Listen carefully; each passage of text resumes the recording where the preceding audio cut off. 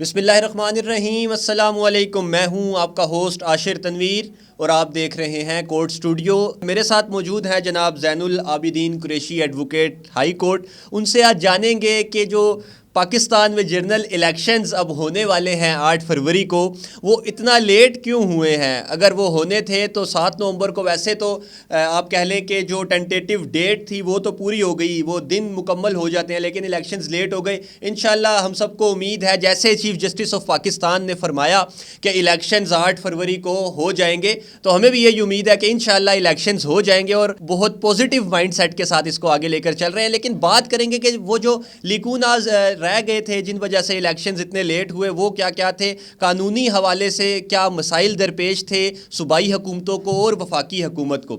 अस्सलाम वालेकुम सर। वालेकुम अस्सलाम। बहुत शुक्रिया जैन साहब, आपने टाइम दिया। सबसे पहले बताइएगा सर कि खुशी है आपको इलेक्शंस के डेट के इनेकाद जो हो रही है। बिस्मिल्लाहिर्रहमानिर्रहीम। हाशिर, एक खुशी भी है, एक उम्मीद थी और बेशुमार डाउट्स आ रहे थे कि क्या इलेक्शन होंगे या नहीं होंगे। ये एक बहुत बड़ा सवालिया निशान था। और जैसा कि हमने देखा कि पंजाब में काफ़ी लंबा चला, पाकिस्तान की हिस्ट्री में फ़र्स्ट टाइम जो केयर टेकर सेटअप है वो काफ़ी प्रोलॉन्ग हुआ। फिर आप फेडरल में देख लें, यही सिचुएशन हुई। जो नेशनल असम्बलीज़ हैं, मतलब एज़ पर जो लॉ है वो 7 नवंबर तक हमारे इलेक्शंस हो जाने चाहिए थे, लेकिन टेक्निकल रीजंस की वजह से नहीं हुए। चाहे वो हल्का बंदियों का इशू था या कोई और इशू था, इलेक्शंस में ताख़ीर हुई। लेकिन वो तमाम तर जो अफवाहें थी वो दम तोड़ गई। वो जो कह रहे थे कि जी 2 साल चलेगा ये केयर टेकर सेटअप, वो जो कह रहे थे कि इलेक्शन होंगे ही नहीं। कुछ लोग कह रहे थे जब तक इकॉनमी स्टेबल नहीं होगी, क्या पता 2 साल के लिए वो इकनॉमिक एमरजेंसी लगा दी जाए, शायद इलेक्शन ना हो। वो तमाम, वो कहते हैं ना, जितनी मुंह उतनी बातें, ठीक है। वो तमाम तर जो अफवाहें गर्दिश करी थी वो दम तोड़ गई। अब मेरे ख्याल में किसी किस्म का कोई अभाम, किसी किस्म की कोई मिसअंडरस्टैंडिंग, किसी किस्म के वो डाउट जो है ना, वो अब बाकी नहीं रह गया कि इलेक्शन होंगे या नहीं होंगे।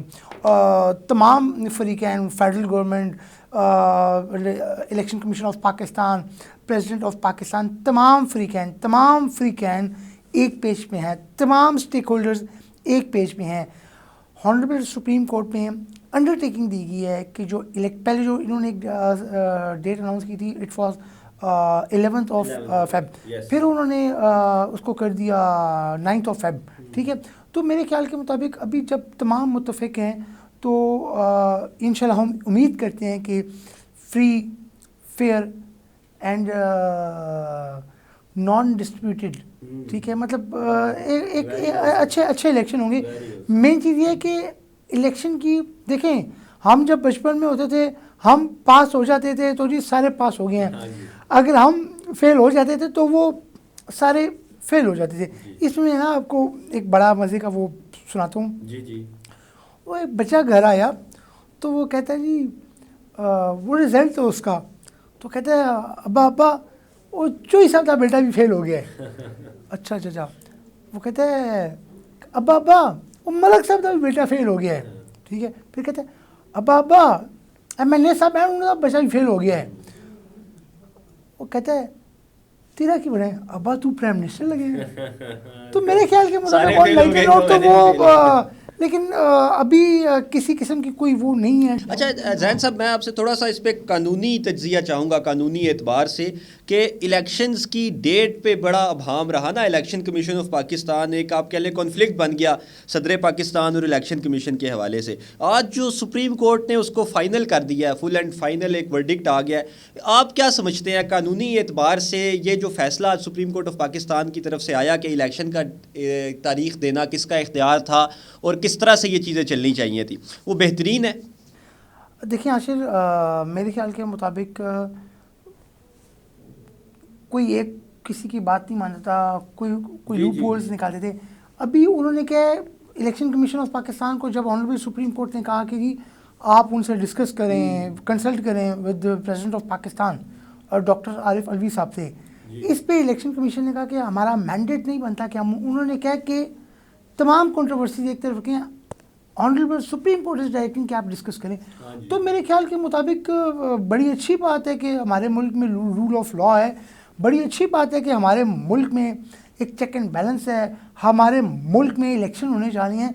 मेरे ख्याल के मुताबिक एक उम्मीद नज़र आ रही है कि शायद अल्लाह करे इंशाल्लाह जो एक मायूसी के बादल छाए हुए थे, हर बंदा डिसअपॉइंटेड था, हर शख्स डिसअपॉइंटेड था, तमाम बिजनेस कोलैप्स कर चुके थे, हमारी इकॉनमी का सत्यानाश हो चुका था, डॉलर कहाँ पे जा रहा था, फ्यूल प्राइसेस, मतलब तो वो एक होप, एक उम्मीद नज़र आ रही थी, नज़र आ रही है कि जब free fair and independent election होंगे तो शायद अल्लाह करेगा इंशाल्लाह मेरे आपके हमारे मुल्क पाकिस्तान के हालात बेहतर होंगे, बेरोज़गारी ख़त्म होगी, रूल ऑफ लॉ आएगा, एक स्टेबिलिटी आएगी।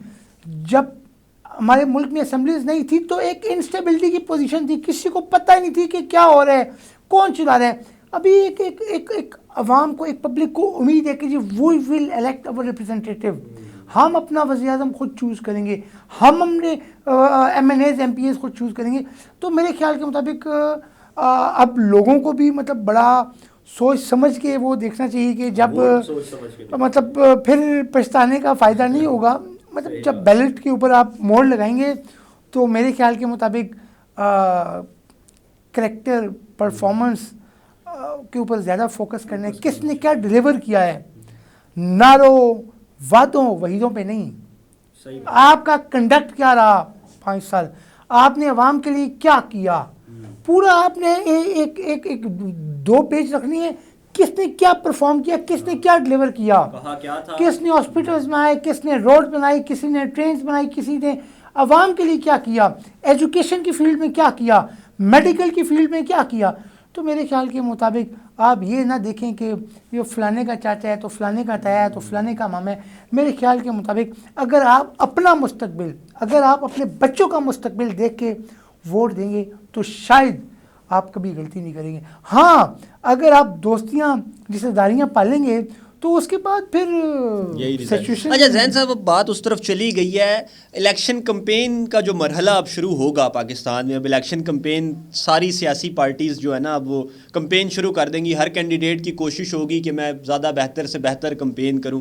इसका जो ज़ाब्ता इखलाक होता है कैंपेन का, उसको फॉलो नहीं किया जाता पाकिस्तान में। मिसाल के तौर पर अगर कहा जाता है supreme court election commission of Pakistan की तरफ से कि इतनी आप कह लें कि अमाउंट है वो आपने खर्च करनी है, और वो अमाउंट तो मेरा ख्याल कहीं बहुत पीछे रह जाती है, बहुत आगे लोग निकल जाते हैं। कानूनी हवाले से मुझे बताएं कि क्या कोई तरीक़ाकार है उन लोगों को आप कह लें कि स्ट्रिकेंट करने का, कि आप उनको जो है ना रोक सकें, उन्हें कहें कि इलेक्शन कैंपेन में आप ज़्यादा खर्चा नहीं कर सकते, या उसे कानून के मुताबिक आप किस तरह चला सकते हैं? देखिए आशिर, अभी मतलब जो लास्ट टाइम इलेक्शन हुए थे आज से 5 साल पहले 2018 में, उसमें उन्होंने मतलब बड़ी पॉलिसीज़ बनाई थी कि 50 लाख से ऊपर आप खर्चा नहीं कर सकेंगे, पैनल फ्लेक्स का साइज़ ये होगा, पम्फलेट्स का साइज़ ये होगा। उन्होंने हाँ बिल बोर्ड्स नहीं करे, डूज एंड डोंट्स के बारे में इलेक्शन कमीशन ऑफ पाकिस्तान ने बड़ा क्लियरली बता दिया था।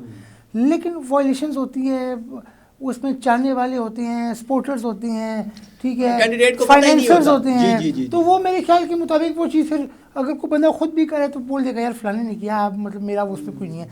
तो इसमें मतलब इस दफ़ा मेरे ख्याल के मुताबिक इलेक्शन कमीशन ऑफ पाकिस्तान ज़्यादा इंडिपेंडेंट हुआ है, मतलब ज़्यादा उन्होंने वो चीज़ की है।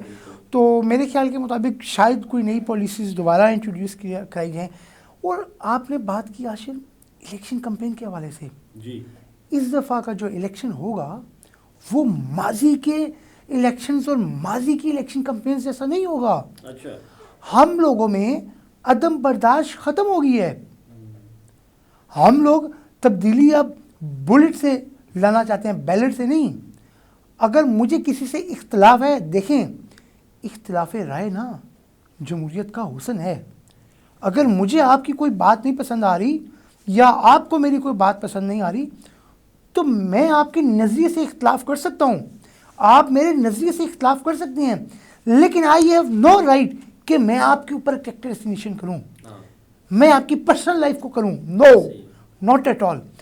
तो अभी जो इलेक्शन आ रहा है, नफरत, बदतमीजी, बद अखलाकी, बद तहजीबी, मतलब अभी जो रिसेंटली ये 21 तारीख को साबिक वज़ीर आज़म साहब आए, सोशल मीडियाज़ पे बेशुमार वीडियोस देखे, क्लिप्स देखे, जिनमें बैनर्स उतारे जा रहे हैं, सप्रेज किया जा रहा है। तो अगर एक तरफ एक के चाहने वाले हैं तो दूसरी तरफ दूसरे के भी चाहने वाले हैं। तो मेरे ख्याल के मुताबिक इन इलेक्शंस में सबसे जो एक इम्पॉर्टेंट चीज़ होगी, तमाम पॉलिटिकल पार्टीज़ को अपने जो सपोर्टर्स हैं, वर्कर्स हैं, और स्पेशली जो उनके कैंडिडेट्स हैं, जो उनके टिकट होल्डर्स हैं, उनको स्पेशल कम्युनिकेट करना पड़ेगा कि जी पुरअमन इलेक्शन हो। मार देखें, आप किसी का बैनर उतारेंगे, हो सकता है वो कैंडिडेट खुद खामोश रहे, लेकिन जो सपोर्टर्स होते हैं वो तो जुनून की हद तक पागल होते हैं। मतलब वो हम लोग तो वो जब नफरत करते हैं तो हम बहुत आगे निकल जाते हैं, मोहब्बत करते हैं तो हम बहुत आगे निकल जाते हैं। तो मेरे ख्याल के मुताबिक अदम बर्दाश्त हमें ख़त्म हो गया है। हम लोग किसी को देख नहीं सकते। देखिए, इख्तलाफ करिए ना, मुझे ये लीडर नहीं पसंद, ठीक है नहीं पसंद, भाई तुम वोट ना दो, ठीक है। अब मुझे लीडर पसंद नहीं है, मैं उसको चोर करने लग जाऊँ, नो। मेरे ख्याल के मुताबिक इखलाकियात के दामन को, इखलाकियात के ऊपर बड़ा फोकस करना है, किरदार को आपने देखना है। आपने किसी के ऊपर पर्सनल वो नहीं करना, पर्सनल टैक्स नहीं करने। भाई बोल दो उसने 5 साल डिलीवर नहीं किया, बोल दो कि वो 5 साल आवाम से गायब रहे, बोल दो उसने करप्शन की है, लेकिन हर चीज़ अपनी लिमिट्स, अपनी बाउंड्रीज में अच्छी लगती है। जो चीज़ लिमिट्स और बाउंड्री से एक्सीड करती है तो फिर वो उस चीज़ का वो मज़ा नहीं। अच्छा जैन साहब, बात अब निकल गई है, अब आगे चली गई है, तो मेरा अब आपसे आखिरी सवाल इस प्रोग्राम में ये होगा कि ऑर्डर की एग्जीक्यूशन पाकिस्तान में बड़ा मसला है। कोई भी ऑर्डर हो जाता है वो एग्जीक्यूट नहीं होता। हमारे पास बहुत से ऐसे फैसले हैं, हायर अपर कोर्ट्स के भी हैं, अपेक्स कोर्ट के भी हैं, कि इम्प्लीमेंट वो ऑर्डर नहीं हो पाता। ठीक है, तो इसकी क्या वजूहात होती हैं कि मतलब एग्जीक्यूशन करने के लिए जो अथॉरिटीज़ होती हैं वो उसको उस तरह से परफॉर्म नहीं कर पाती है, उनके पास वो पावर्स नहीं होती कि वो उसे परफॉर्म करें, बजट का इशू होता है, मतलब इश्यूज़ क्या होते हैं एग्जीक्यूशन के? आपने दरिया को कूजे में बंद कर दिया है। आपके कहने का मतलब है कि जो ऑनरेबल सुप्रीम कोर्ट का जो डिसीजन आया, क्या उसके ऊपर इम्प्लीमेंट होगा या नहीं होगा? डेफिनेटली होगा। सही, तमाम स्टेक होल्डर्स ने अंडरटेकिंग दी है सुप्रीम कोर्ट में। लास्टली जो हुआ कि जो 14 मई को पंजाब में और बाकी प्रोविंसेस में इलेक्शन होना था, वो क्यों नहीं हुआ? From the day first election commission वो सेइंग कि हमारी तैयारी नहीं है। इलेक्शन कमीशन कहता है हमारे पास पैसे नहीं है, हमारे पास फाइनेंस नहीं है। सबका चीफ जस्टिस साहब ने बड़ी कोशिश की कि इलेक्शन हो जाए, जो कि होना भी चाहिए था। एक कॉन्स्टिट्यूशनल प्रोसेस है। देखें, जो मर्जी जीते, जो मर्जी हारे, constitution of Pakistan is the supreme law of land. Election time पे हो जाने चाहिए थे। ये नहीं देखना कि कौन जीतता है। तो इस दफ़ा एग्जीक्यूशन होगी, ज़रूर होगी जी, इंशाल्लाह। किसी किस्म का कोई डाउट नहीं होना चाहिए, क्योंकि election commission is ready to conduct the election. आपकी जो केयर टेकर गवर्नमेंट है, they are legally bound. Caretaker government, prime minister Kakar साहब भी कई दफ़ा कैटेगोरिकली ऑन द रिकॉर्ड कह चुके हैं कि इलेक्शन कराना इलेक्शन कमीशन ऑफ पाकिस्तान का काम है। हम तो बीच में उनको सपोर्ट करेंगे। बाकी जो हमारी रिस्पॉन्सिबिलिटी है, लॉ एंड ऑर्डर की सिचुएशन है, बाकी जो पोलिंग की सिचुएशन है, उसको हम जो गवर्नमेंट है, जो केयर टेकर गवर्नमेंट है, उन्होंने खाली इंतजाम देखने हैं। जो प्रोसेस, जो प्रोसीजर है, वो तो इलेक्शन कमीशन का काम है to conduct the free, fair and independent election, जिसके ऊपर वो कोर्ट पे स्टेटमेंट दे चुके हैं। तो डेफिनेटली 8 ऑफ फेब को इलेक्शन होगा। 8 फरवरी 2024 को इंशाल्लाह तब्दीली का दिन होगा पाकिस्तान में। उम्मीद करते हैं कि इस दफा तब्दीली कोई बेहतर आएगी। अल्लाह करे कि वो तब्दीली आए जो हमारे मुल्क को संवारे, जो हमारे मुल्क से गुर्बत ख़त्म करे, जो हमारे मुल्क की यूथ को उनको फ्यूचर दे।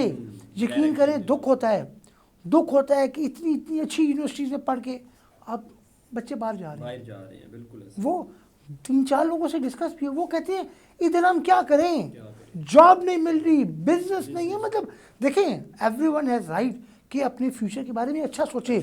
जब यहाँ पे रह के ना जॉब है ना बिजनेस है तो फैमिली के ऊपर लायबिलिटी बनने वाली बात है। बिल्कुल ऐसे ही है। तो हर शख्स की ख्वाहिश होती है कि बेहतर से बेहतरीन की तरफ जा सके। ऐसे ही है। तो वो उम्मीद करते हैं कि जो 18 फरवरी का दिन है वो हमारे मुल्क के लिए कुछ बेहतर लेके आए। अच्छा, वैसे जैन साहब आप 18 फरवरी 10 दिन आगे लेके आए। सॉरी 8 फरवरी जी जी, क्यों कंटेम्प्ट लगवाते हैं मेरे पे? नहीं इंशाल्लाह जी, इलेक्शंस होंगे 8 फरवरी 2024 पाकिस्तान में। आप कह लें कि एक तब्दीली का दिन होगा, जमहूरी तब्दीली का दिन होगा। मैं भी इंशाल्लाह वोट कास्ट करूंगा और आपसे भी गुजारिश है, जैन साहब भी इंशाल्लाह वोट कास्ट करने जाएंगे। वोट आपने करती पे देना है। जी जी, ताल्लुकात साथ में नहीं देना। नहीं बिल्कुल, कि फलाने ने कह दिया फलाने ने नहीं, कह दिया। देखिए, आपने कंपैरिजन करना है। हाँ जी, आपने देखना है कि किसने डिलीवर किया बिल्कुल है ऐसे ही। और किसने डिलीवर करना है। अच्छा, ये डिलीवरी की भी बात है और आप कह लें कि कानूनी हवाले से भी किसने मामलात के ऊपर कितना अमल दरामद किया, मैं क्योंकि वी performance आर की द बात कर रहा लॉयर्स। हूँ, जी daily जी performance। जी जी, परफॉर्मेंस की बात कर ली।